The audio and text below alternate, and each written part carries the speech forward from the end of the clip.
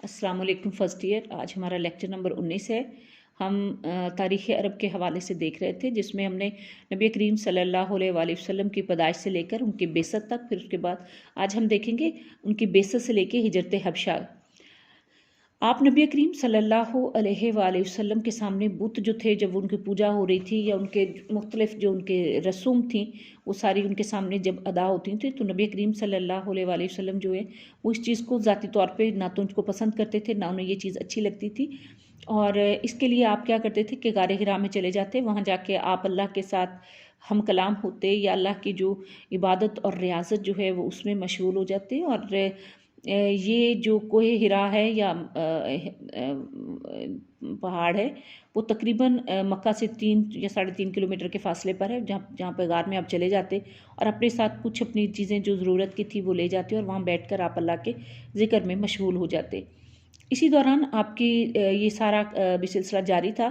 तो आप नबी करीम सल्लल्लाहु अलैहि वसल्लम की उम्र जो है तकरीबन 40 साल की होगी। एक दिन आप उसी जगह पे अपनी इबादत या रियाजत या अल्लाह के साथ मराकबे में मशगूल थे, तो अल्लाह का एक फ़रिश्ता जो है वो आपके सामने आया और उसने जब आपको पकड़ के झंझोड़ा तो और कहा कि इक़रा बिस्मि रब्बिकल लज़ी खलक़। तो इसके बाद रसूल करीम सल्लल्लाहु अलैहि वसल्लम फरमाते हैं कि वो उनके जिस्म पर लर्ज़ा तारी हो गया और वहाँ से वो वापस अपने घर पहुँचे। हज़रत खदीजा से जाकर बताया उनको सारा माजरा और फरमाया कि मुझे इस तरह से मेरे साथ हुआ है, और कहा कि मुझे कोई कपड़ा जो है वो उड़ा दे, ताकि मेरी ये जो कैफियत है इसमें किसी किस्म की वो जो उनकी बाकायदा तौर पे शिवरिंग थी, उनको जिस्म जो कांप रहा था वो ठीक हो। हज़रत खदीजा तो थी, वो उनको अपने चचा वर्का बिन नौफल के पास ले गई और उनको जाकर बताया। वो खुद जो थे उस वक्त ज़माना जाहिलियत में बुतपरस्ती छोड़ चुके थे और ईसाई हो गए थे, और वो उनके बहुत बड़े वो खुद नाबीना थे, लेकिन उनके पास इल्म था। फिर कुछ अरसे तक नबी करीम सल्लल्लाहु अलैहि वसल्लम जब उनके पास गए तो उन्होंने ये देखते हुए बताया कि अल्लाह ने आपको अपना नबी मबूस किया है। और हज़रत खदीजा जो थी वो सबसे पहले आप पर ईमान लाई। और फिर इसी हवाले से नबी करीम सल्लल्लाहु अलैहि वसल्लम के जो साबिकून अल अव्वलून जिनको कहते हैं, यानी वो लोग जो सबसे पहले आप पर इस्लाम लाए, उसमें हज़रत अबू बकर सिद्दीक़, हज़रत उस्मान गनी, हज़रत ज़ुबैर, हज़रत अब्दुर्रहमान बिन औफ, हज़रत तलहा, हज़रत साद बिन अबी वक़ास, हज़रत अबू उबैदा, उस्मान बिन मज़ून वगैरह, ये सब ऐसे लोग थे जिन्होंने नबी करीम सल्लल्लाहु अलैहि वसल्लम से किसी किस्म की कोई गवाही नहीं मांगी, और उस पर नबी करीम सल्लल्लाहु अलैहि वसल्लम की तबलीग जो उन्होंने इनको बताया अपना वाक़या, तो इस चीज़ को उन्होंने अल्लाह के नबी होने के नाते उन्होंने इस चीज़ को कबूल किया। आप वसल्लम का जो तनहा या खुफिया तबलीग का जो सिलसिला था वो फिर जारी हुआ, और इसके लिए आप तकरीबन 3 साल के बाद एलानिया तबलीग के अहकामात आप पर नाजिल हुए। उसमें जो वो वाली सूरत जो है सूरह मुदस्सिर, जिसमें अय्युहल मुदस्सिर कुम फअंज़िर, के आप नबी सल्लल्लाहु अलैहि वसल्लम से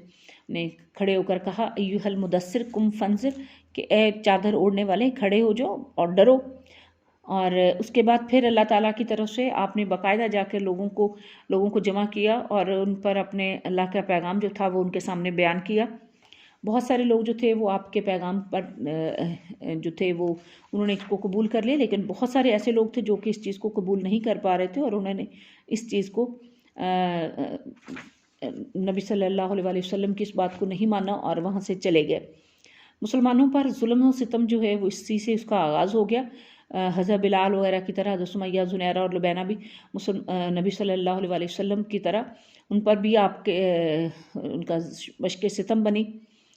फिर हिजरत हबशा का दौर आया, जिसमें 5 नबवी में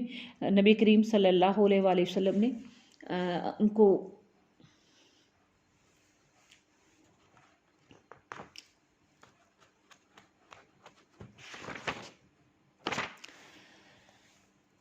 मुसलमानों को आपने अपने साथ शामिल करते रहे और उनके सामने अपना जो है वो अल्लाह का पैगाम उनको पहुंचाते रहे। बहुत सारे लोग जो थे वो आप पर खुफिया तौर पे इस्लाम लाए, और कुछ ने आपकी इस बात को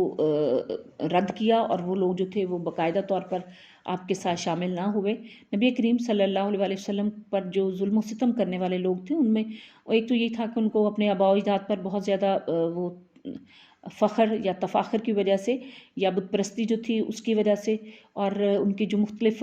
जाहिलाना उनकी रस्म व रवाज थे उसकी बिना पर, या अपने जो उनके तजारती फ़ायदा था उसकी बिना पर, वो सारे लोग जो थे नबी करीम सल्लल्लाहु अलैहि वसल्लम को अपना नबी मानने पर